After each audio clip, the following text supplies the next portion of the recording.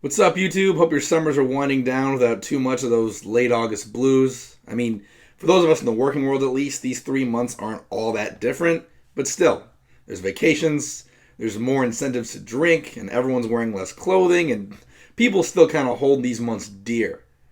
Except for me, honestly, and I'll tell you why. Less new music. For the most part, it's just not in the best interest of record labels to release stuff during the summer because kids are at camp and there's family vacations and stuff, and people are just kind of distracted.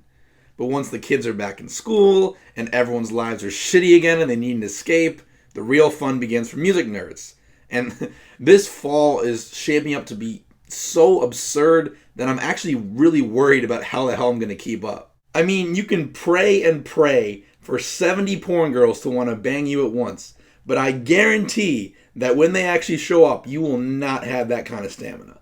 In the weeks from September 30th to October 28th alone, there are already 5-6 albums a week that I'm interested in doing a review for. Seriously, we are about to be flooded with exciting music this fall, and it's a good problem to have. And I just wanted to touch on some of the albums that I'm most curious and most excited to hear.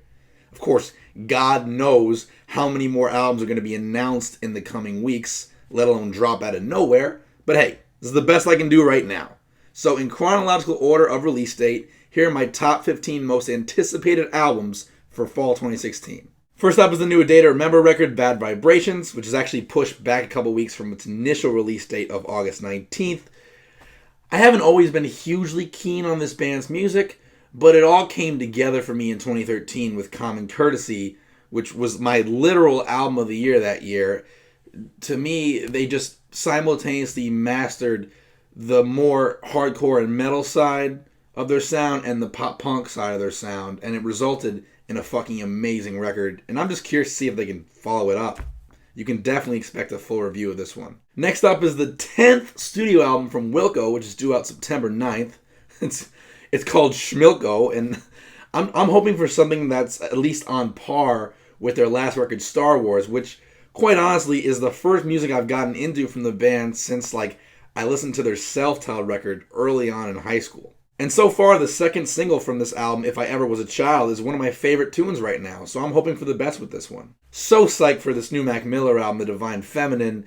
He just keeps getting better and better. His third album, Good I Am, which came out last September, it'll almost be a year to the date of this new one, that record was his best work by a mile. He dropped the super depressing, drugged out stuff and opted for a more fun and vibrant sound. And it was one of the best hip-hop albums of last year, but unfortunately 2015 was ridiculous for hip-hop, so it kind of got overshadowed. But still, I cannot wait to hear The Divine Feminine, and hopefully Mac Miller continues his winning streak. There's going to be a new album from pop singer and songwriter Skylar Grey coming out on September 23rd. It's going to be called Natural Causes.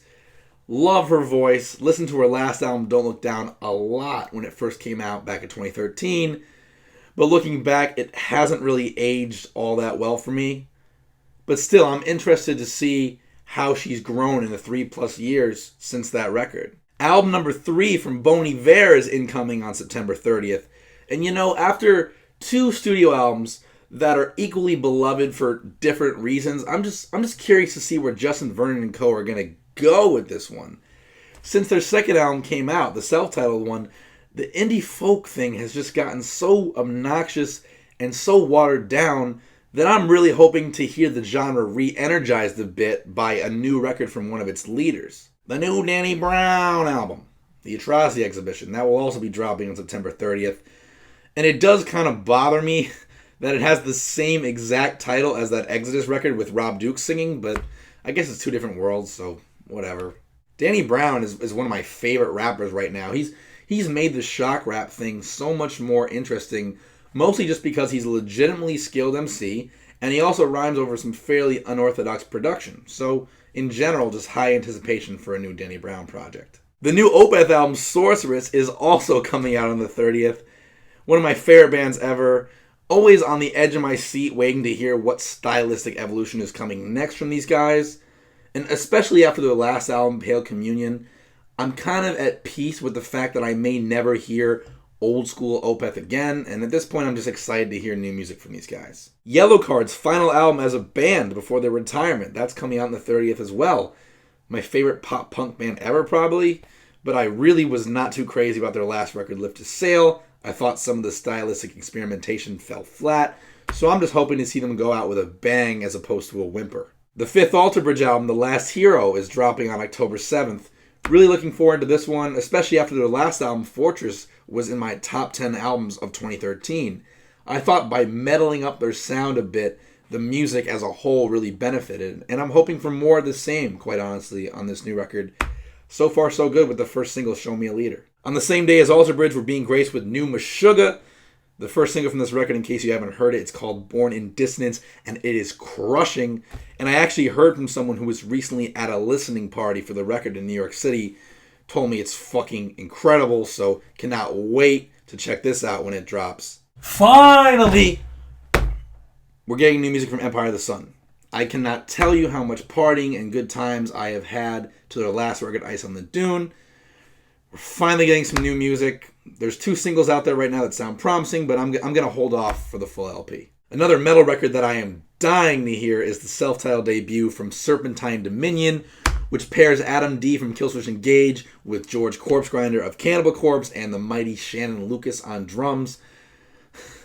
I hate to say it, but the first single from this thing, The Vengeance in Me, it's better than most of the material on the last 3 Cannibal Corpse records. So, frankly, I'm expecting one of the death metal albums of the year from this project. The New Testament record, Brotherhood of the Snake, it's finally upon us the same day as Empire of the Sun and Serpentine Dominion.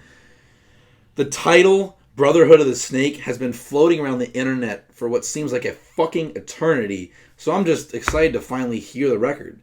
It's been 4 years since Dark Roots of Earth, which was our last record, which, no joke, was one of the best thrash metal albums I have ever heard.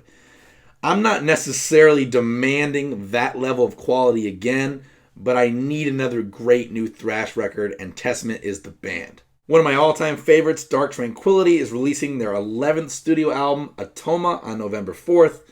No context needed here because these guys have been one of, if not the most consistent band in metal.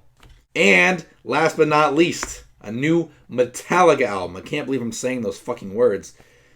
The fact that it took 8 years, it's not like any band owes their fans anything really, but that's fucking unacceptable, especially when we got great new records out from Megadeth and Anthrax and even Slayer in that time period that went by.